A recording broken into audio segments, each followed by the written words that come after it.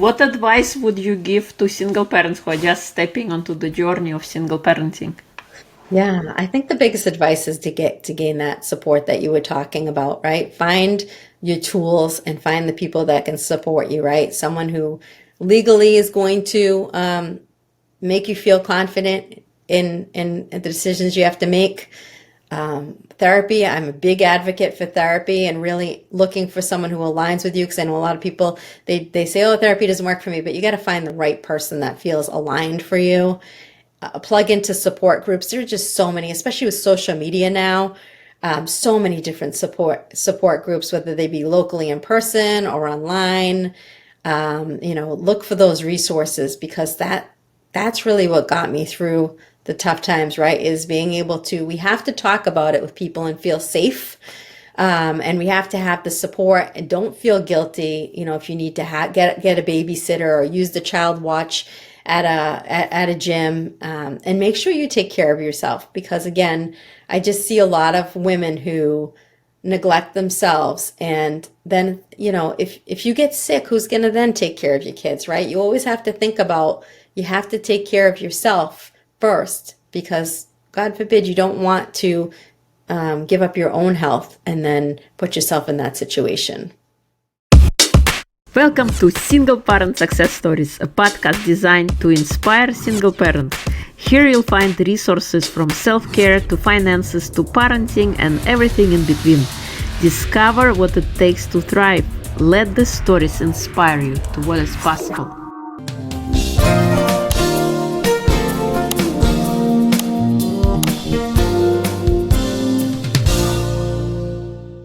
Before we start the next conversation, I want to invite you to check out my amazing book, The Gift Inside, a powerful guide for healing your body, mind, and soul.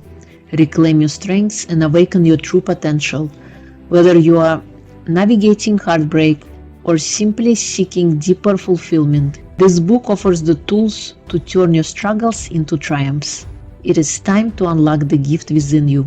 Available now on Amazon, or you can check it out on my website www.irinashehovsov. Hello and welcome to Single Parent Success Stories. Today we have a special guest, Dee Davidson. She is a resilient and inspiring single mom who turned heartbreak into healing.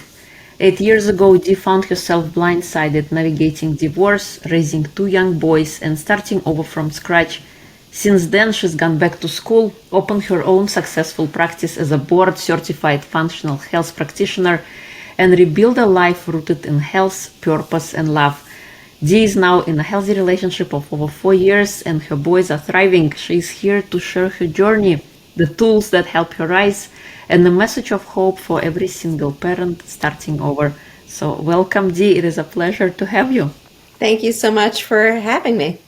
Yeah, thank you. So please share with us, how did you become a single parent? Oh boy, you're going to take me through that trauma. No, I'm just kidding. We've worked through that. Back in 2016, when I thought my life was at the all-American dream peak, if you will, my business was thriving. My ex-husband and I, we had just purchased this beautiful 4,000 square foot home with the high ceilings and the glass showers, and my kids were going to go into first grade, and the other one was still in preschool, but I thought, okay, I have one child going into full day school, the other one's on his way, we have this beautiful home, we're all healthy, we have good jobs. I thought everything was, I wouldn't say perfect, because deep down inside I knew that, some things were out of alignment, but, I might have been in a little bit of denial there. It seemed like, okay, I come from a place of gratitude. I'm a very spiritual person. Things were not bad, if you will, right? I thought, okay, things are pretty decent, and we're on our way to the next chapter, thinking, well, you got 2 small kids. This is part of, the stage that you're in. And what ended up happening actually was my ex-husband, he worked night shift. And he came home in the morning, and I woke up as usual. Now, I have been one of those people who has been a self-development junkie for a long time. So I try to be positive and wake up. Not every day is, unicorns and butterflies, but I try to be happy and look at the gratitude and all of that. So I wake up, and my ex-husband's coming home from work, and he's crying. And I'm going, oh my God, like what's wrong? Now I had suspected that he might be going through a depression or some, he has got a tough job. So I thought maybe he's got some things he's trying to process himself, but he's crying. And the last thing that I expected was that he was going to come home and say that he didn't want to be married. But literally I said, what's wrong? And he said, I can't do this anymore. We had just moved into this house, by the way, 6 weeks prior to this conversation. And we had sold another home that we had been in previous to having our kids. And he said, I can't do this. And he literally pointed to me and then pointed to himself. And I did not see this coming, right? My parents have been married 50 something years. I thought I would be married to this person forever. And there was no, he just said, that he didn't want to be, he wasn't happy. He didn't want to be in this marriage. He went to counseling one time with me and said, no, this isn't going to work. I'm not happy. And at that moment, I had to start to figure out, well, what's going to happen here? What is my new life? And had to come to acceptance that this relationship had ended. Oh, wow. Yeah, that this is blindsided, kind of right Yes. out of the blue, and you had to pick up the pieces. Yes. Start over. So, what some of the challenges you faced when everything unfolded? Yeah. So as I said, when this news came, we had this huge house and a lot of maintenance with the house, lawn work, repairs. I remember there was a big storm over the time that I was trying to get through this with part of the roof ripped off, and I got that to deal with, right? So what ended up happening was I had to maintain this house, which I'm so blessed that my parents live close by and my dad helped me with the lawn and things like that, taking care of that. But then also I had the financial responsibilities of the house. So not to get into too much detail, but it was some people can get through divorce and it can be okay, and then it can be messy. Well, when we started to transition to the legal pieces of it, it started to get messy. And without too much detail, basically my ex-husband decided to stop paying the bills towards the house. And I remember asking my attorney, doesn't he have to pay on this house? And she said to me, no, if you can't pay, you could claim bankruptcy. And I'm thinking, I had really good credit. I've always worked hard. I'm like, well, obviously he probably knew too, right? I'm not going to just let my credit go to crap. So I now had to pay what was, coming from two incomes on one income and get through this. In addition to the maintenance of the house. So I had all of this stuff. Plus I had two small children, remember 4 and 6, who were pretty much 100% in my care. I was always and still am, always for my kids' best benefit, right? So, he would come to the house a couple nights and I'd have dinner ready and I would leave and he would stay and put them to bed and all that. But I had to manage these kids, right? And also they were kind of young. They didn't really know what was going on, but there's that whole mental health aspect of making sure that they're stable and healthy and getting all of their needs met as well. So I had to manage the kids. And although, my parents live close by and they were helpful, they both were young and thriving and had their own, they still work now. My dad's 75 and he just doesn't stop. So they still had their stuff. So I had to care for them. And, I had my own business. So at the time, I was not a functional health practitioner. I had to manage my business, and being self-employed, as you know, right? It's no one's coming to save you. You have to come up with the income day after day. So I had all of those challenges, ahead of me. And as you know, we can't just stop. We have to keep going. You just have to keep finding a way to manage all of those things. Totally. Wow. Yeah, and it's a lot, managing a house and managing kids and financial aspects of it. And yeah, it's been similar on my end, kind of managing. Well, husband and ex-husband helps pay with the mortgage, but everything else is on me. Yeah. Taxes, any breakdowns, any unexpected fixes that come up, kind of. Yeah. And Yeah, and again, obviously the going through the court system now, he does have to pay child support and things like that. Not that, as you know, it's not really that much. It's kind of a joke when you think of like all the things, the haircuts, all the little things that come up. Like it doesn't really cover, it's nice and I appreciate it, of course. But I just feel like that there is still a lot of expenses, and I'm proud to say that I did manage to not claim bankruptcy, keep my credit up, right? And there was some really, really tough times in there, but I'm proud to say, like, I sold that house and then bought the house that I'm in now. But, again, there was some really tough times in there. Totally, totally. So what helped you? What helped you emotionally? What helped you mentally throughout your process to not fall apart? I know, and the thing was, most of my friends were, and I don't know about you, but most of my friends were married or single, right? Didn't have a lot of people in my circle that were divorced or in the same situation or had gone through the same situation. I did have one friend who did experience, similar situation where their partner blindsided them, I guess, right? And so they were very helpful in kind of helping me. They lived, in the same area with like, who do you find for an attorney that's really going to, because that's always the fear, right? It's like, oh my gosh, like, is everything going to get taken from me? Are my kids protected? So hiring an attorney and things like that. And I remember just, again, who are my support pieces, right? My attorney, and then I had never gone to therapy. I mean, being Portuguese, right? My parents came from Portugal. There was no therapy.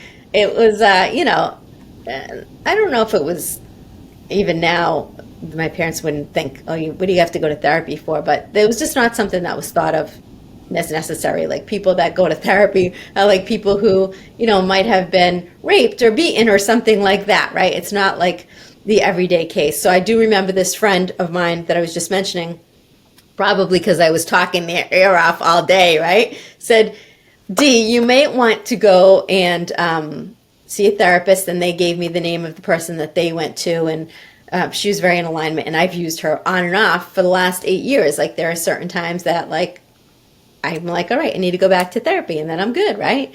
But that was really helpful, especially in what we talk about or what you talk about on this podcast is like we sometimes have strayed from our self, right, to make other people happy. I realized that in that relationship, it was so unhealthy for me, right? I practiced gratitude, but I really wasn't happy. I wasn't fulfilled. I was feeling held back. I felt like my light was dimmed, and I was constantly trying to make this other person happy, baking their best pie, their favorite pie, and what else can I do? Or date night, or maybe let the person sleep in more, or whatever, right? But then, what my therapist said to me, which was a changing point in like everything. I tell the story all the time. Is I don't know. Early on, she said to me, I kept making excuses for him and like, oh, and he's got this hard job and he's got all this stuff and he's got to be this and that. And she said, what about you, Dee? And I always say that to my clients, right? And no one had ever said that to me. Like, I feel like I have been in survival mode pretty much my whole life. Like, I had a good childhood and all of that. But again, my parents did the best they could. They didn't really speak English too well.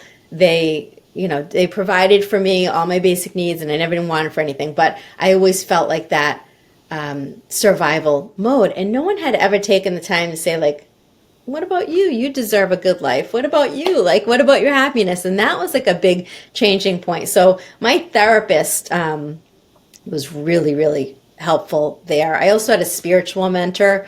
I think a lot of times people go through hard times to have kind of whatever you want to call it, spiritual awakening. But, my reconnection with God, I've always had a connection with God, but in faith, in hope, in prayer really came through because of that tough time. And, I've just fostered that relationship since then. But I did have a spiritual mentor who really helped me trust, if you will, just trust in the greater gods, whether that's universe, spirit, God, whoever you believe in, and surrender, because something that was another underlying theme in my life was control. And I think the biggest lesson from divorce was like, you're never in control. I mean, like, really, we never have control. We don't have control over our kids, our partners, our job. You know, I know I shared with you previously that during that time, like, I look back and I'm like, oh my gosh, how did I make this all come together? Not only did my ex-husband say he didn't want to be married and there was like no working it out at that time, but also the company that I was a distributor for, they literally, I was friends with the owner, they literally sent an email out that said the company is closing, right? And I'm like, what? Like, I have all of this going on and the company is closing. Now, luckily someone came in and bought them really quickly, but my income went from like 6+ figures to like barely anything, like 25,000 a year or something. It was insane. So having that surrender and that spiritual piece, I think when we talk about health, a lot of people talk about food and exercise, but it is really mind, body, spirit. And so I have to say that God really got me through it, in addition to my spiritual mentor. Those are just some of the people. And then, again, plugging into podcasts and things, people that have gone through similar situations or women's empowerment and just seeking help, even if it's from people that you don't personally know. How did they do it? What are the next steps? Things like that. Yeah, totally. Was there any book that kind of inspired you along the way? One book. You know what? Like, really, with my business, when I was trying to ramp it up, and my kids laugh because they know about this book. But there is this lady, Denise Duffield. Do you know her? No. You have to look into her. She's, I think she's from Australia. She's fabulous. I follow her on Instagram. But at the time, again, I had to rebuild myself, and I was like, all right, I know I can do it because even from the age of 14, I've always worked 2 or 3 jobs and I'm not afraid of hard work and things like that. But I'm like, I need to next level this now because it's just me. And now it's not just me, but also 2 kids. So I read this book called Get Rich, Lucky Bitch. I heard of that. I read that. And my kids, like, I have a video of my son because I had the hardcover book. And my son must have been, I don't know, he was like 5. And I have a video on my phone, how the memories come up, and he's like, get rich, lucky bitch, and I'm like, oh my gosh. So my kids have seen this, but that really helped me because it talked about, the emotional side, the connection to money and things like that, and manifestation. I do believe in manifesting.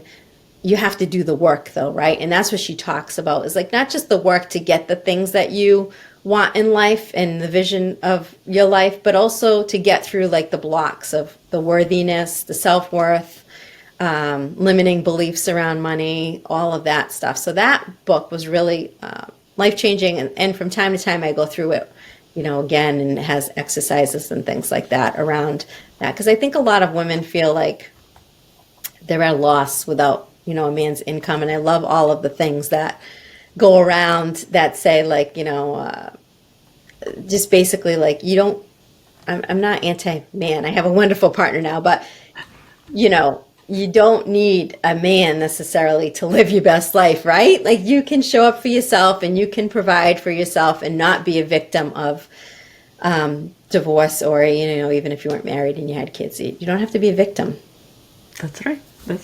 It's all up to us. That's right. As they say, we all gonna have things that happen in our life, but it's the matter how we respond to them. That's all that counts.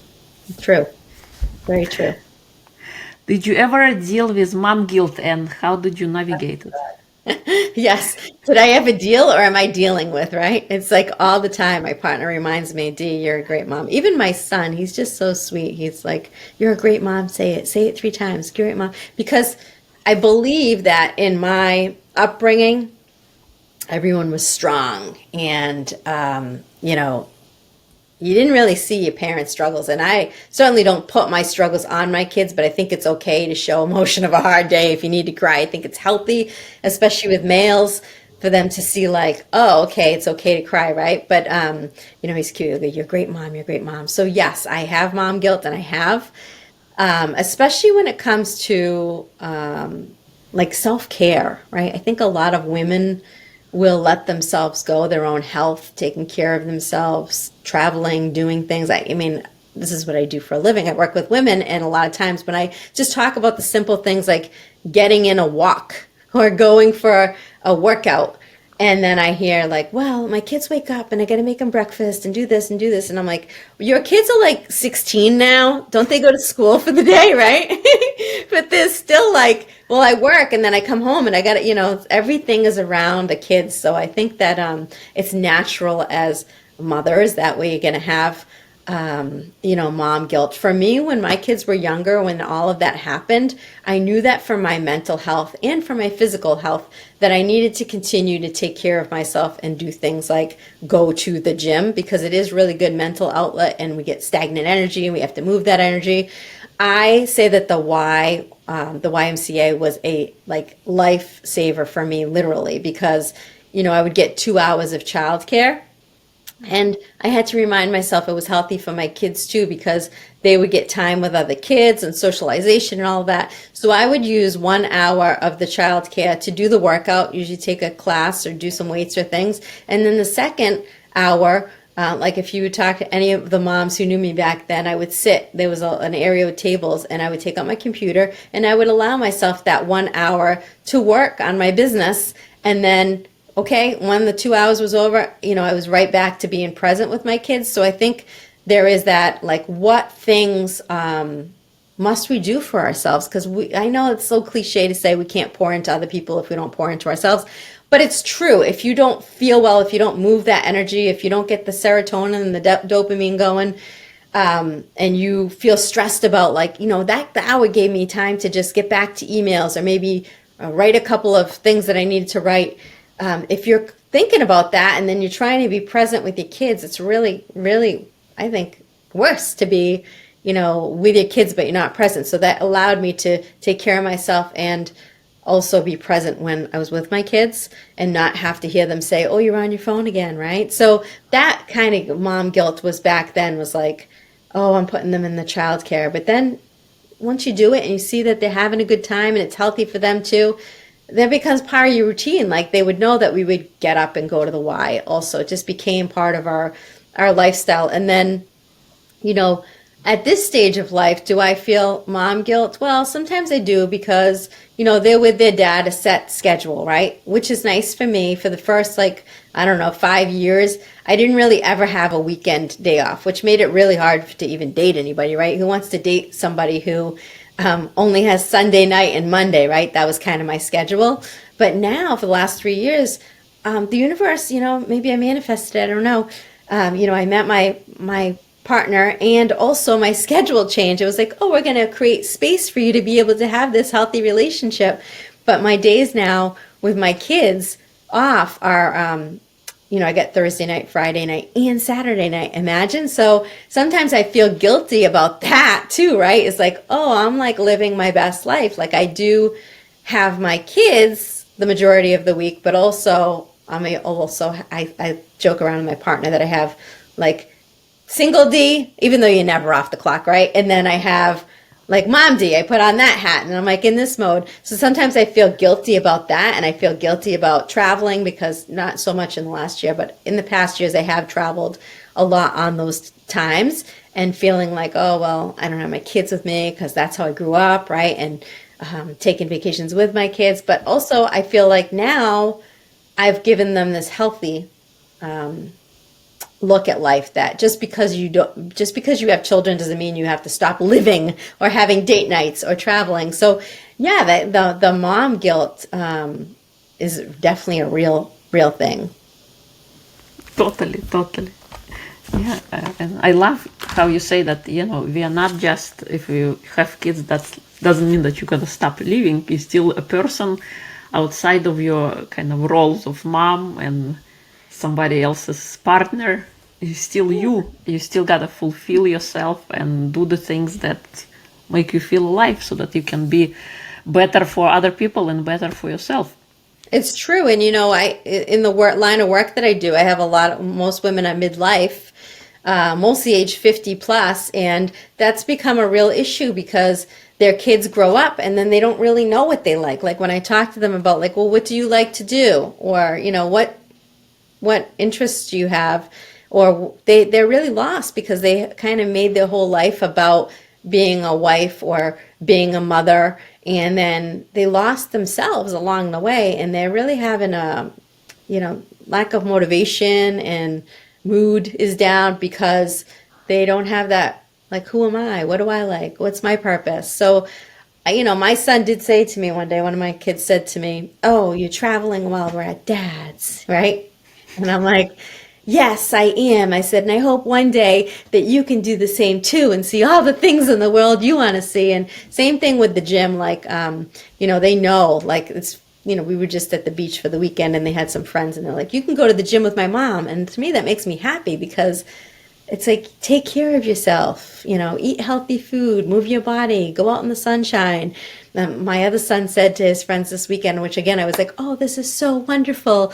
His friend was on the phone, and he goes, "You're at a beach house right now. Get off your phone." And I said, "Oh, yay, they're listening, they're watching," right? So they are watching. We can't just say, "Do this, this is what's good for you." Or, we have to model the behavior. And as much as it sometimes feels guilt-ridden, it's a positive thing. Don't we all want to live our best life? We all need to be living our best life. It's our birthright.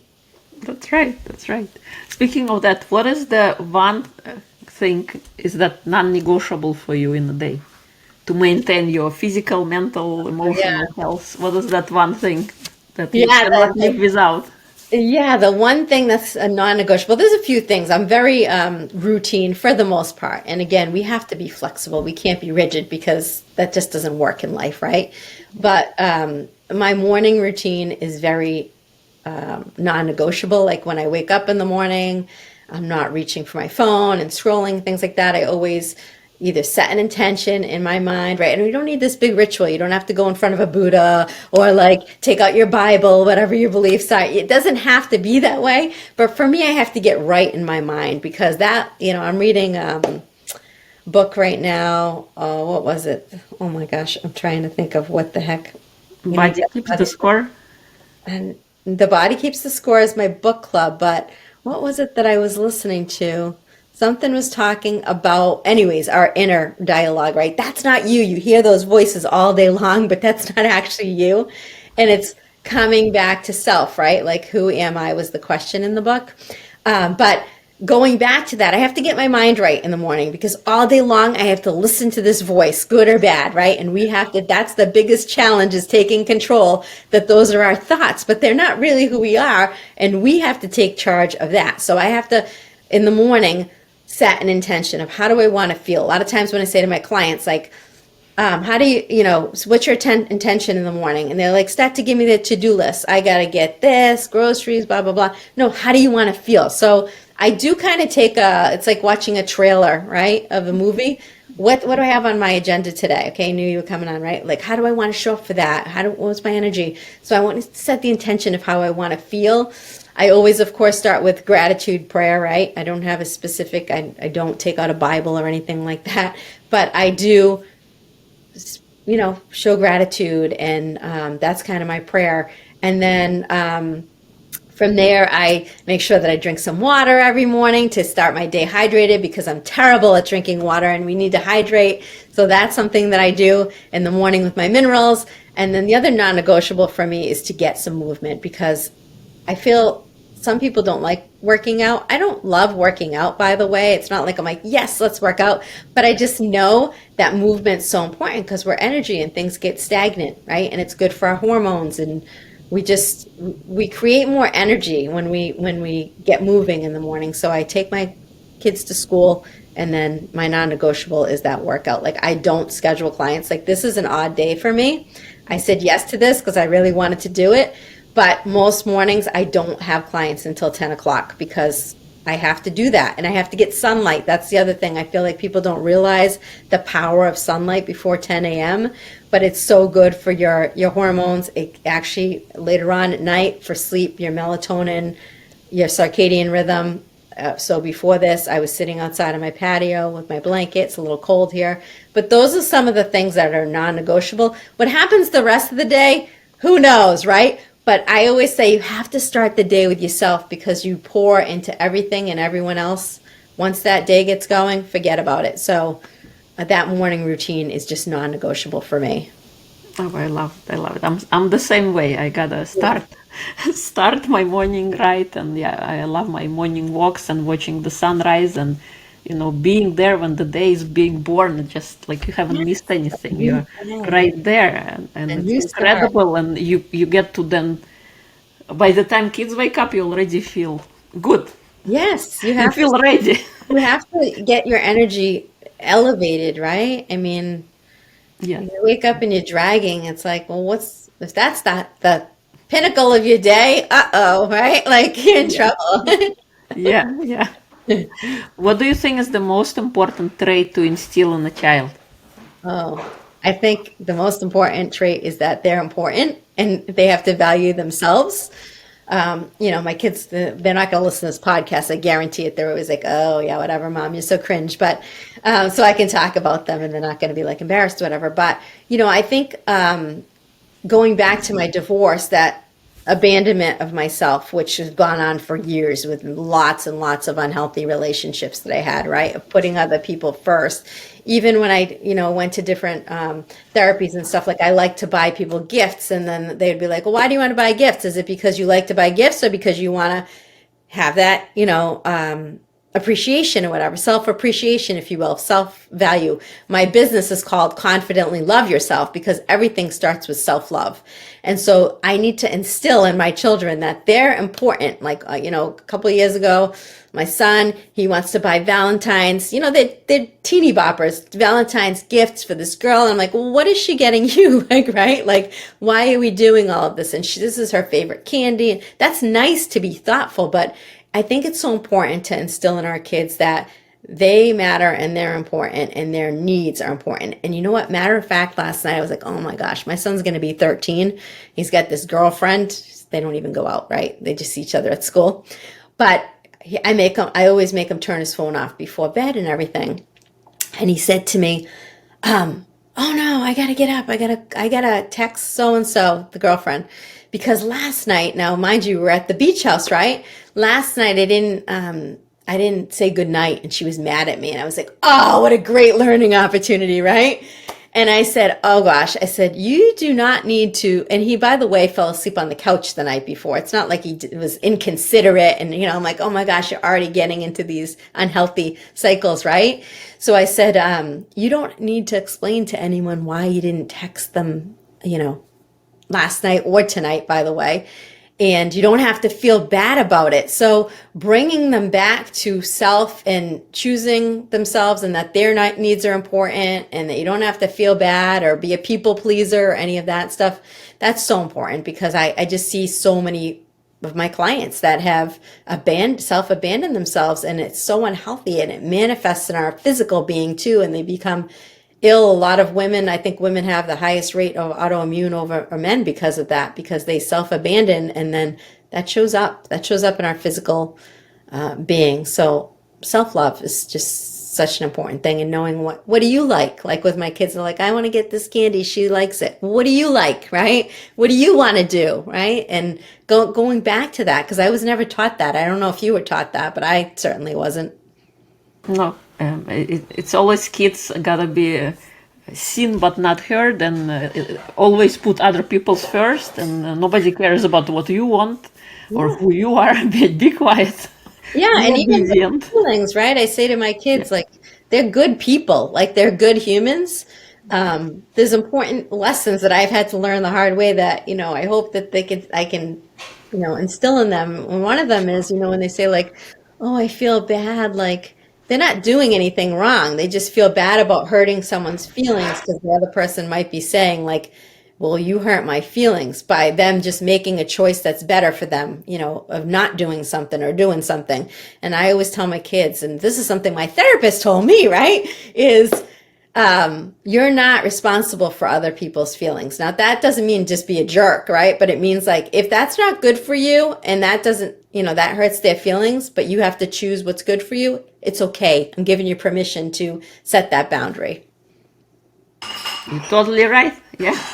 Yeah. What do you think? Okay, good. What is your superpower if you had to pick one? Oh, superpower.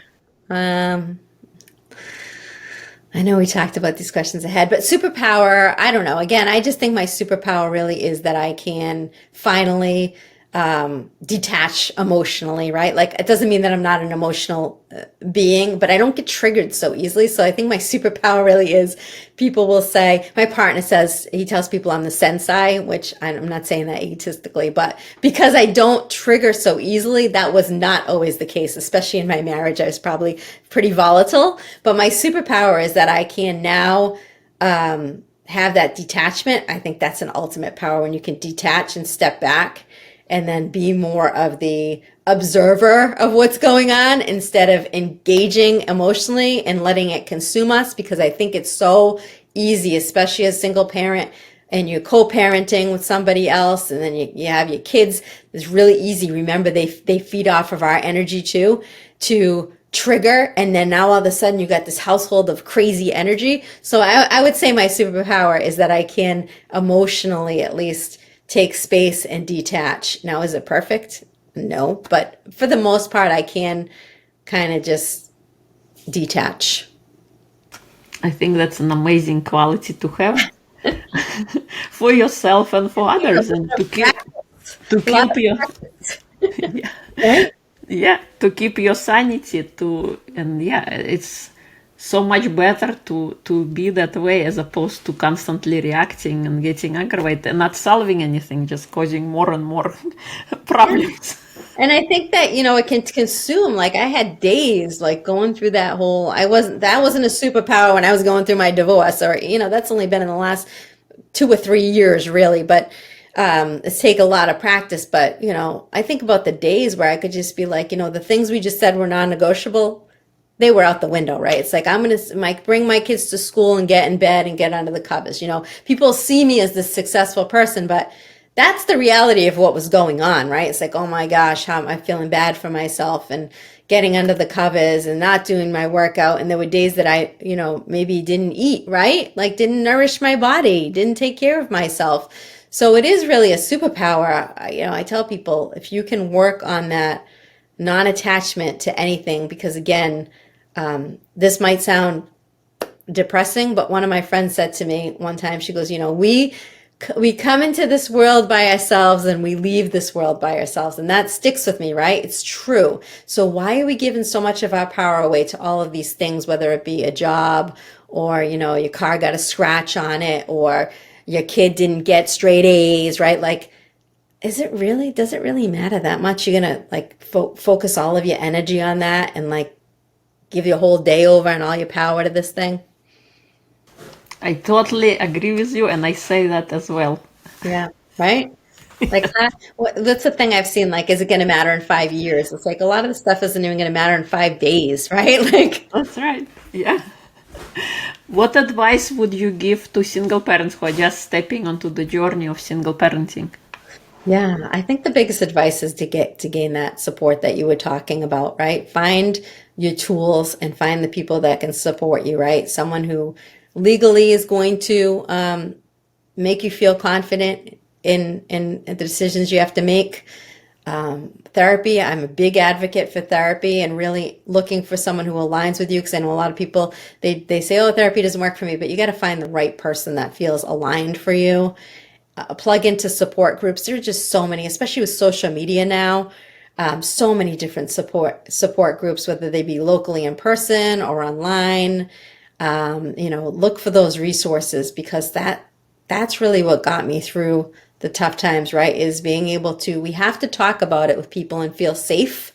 And we have to have the support, and don't feel guilty, if you need to get a babysitter or use the child watch at a gym, and make sure you take care of yourself, because again, I just see a lot of women who neglect themselves, and then if you get sick, who's going to then take care of your kids, right? You always have to think about, you have to take care of yourself first, because God forbid you don't want to give up your own health and then put yourself in that situation.